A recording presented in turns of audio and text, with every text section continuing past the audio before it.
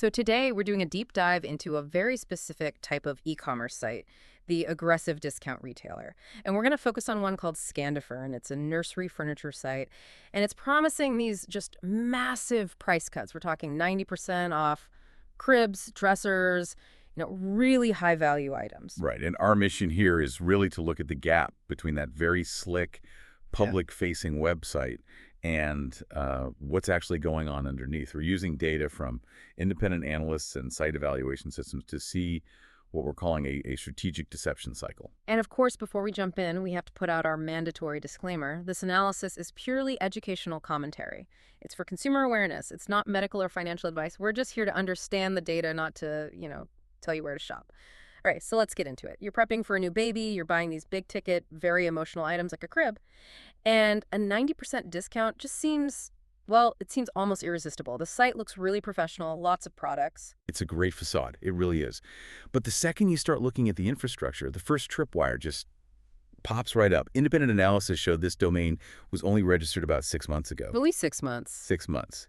And it's using Cloudflare for hosting, which, in this kind of context, is a bit of a technical red flag. Okay. It basically allows for a really cheap, fast setup. And crucially, anonymity.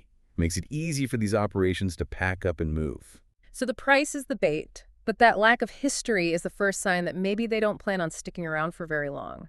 And I guess that lack of longevity is what these trustworthiness systems pick up on, right? Absolutely. Yeah. They're not just scanning for a few bad customer reviews. They're looking for these structural red flags.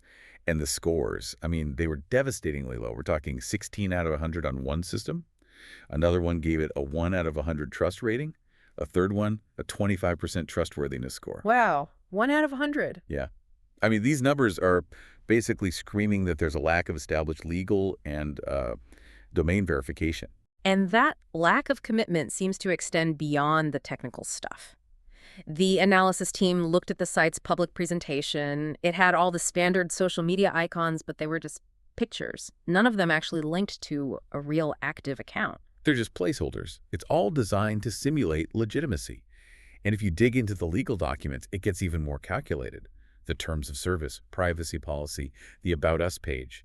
The text was copied and pasted word for word from other known non-compliant e-commerce operations. They didn't even write their own, they just recycled them. They recycled the paperwork of known bad actors. That is just so calculated. Okay, so let's get to the heart of it. Fulfillment. A customer gets drawn in, they place an order. What happens next? Well, researchers noted 4 really specific problematic outcomes that users reported. First, the product just might not arrive at all. Or it might show up, but it's clearly used or damaged. Sometimes you get a completely incorrect item, or you get something that's just so low quality it's, totally unsuitable. And sending something, even if it's junk, isn't just a mistake, is it? It's a strategy. It's absolutely strategic. It creates just enough ambiguity to make it harder for you to get a credit card chargeback. Yeah. It delays the whole process. And this is where we see that strategic deception cycle you mentioned. The analysis found links connecting Scandifurn to a whole network of these sites. Exactly. They all use the same playbook. Aggressive social media ads with slogans like warehouse sale.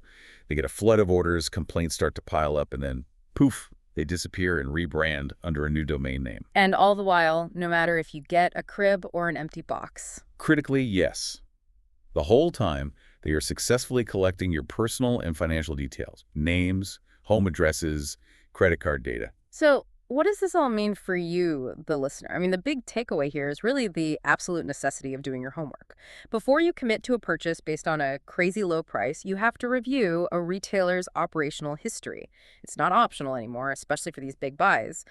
And that really raises a final important question for you to think about. Given these kinds of systematic inconsistencies, how much does that huge price difference between an operation like this and an established retailer truly reflect the reliability and, the eventual delivery of what you actually ordered? The lowest advertised price often comes with the highest hidden cost.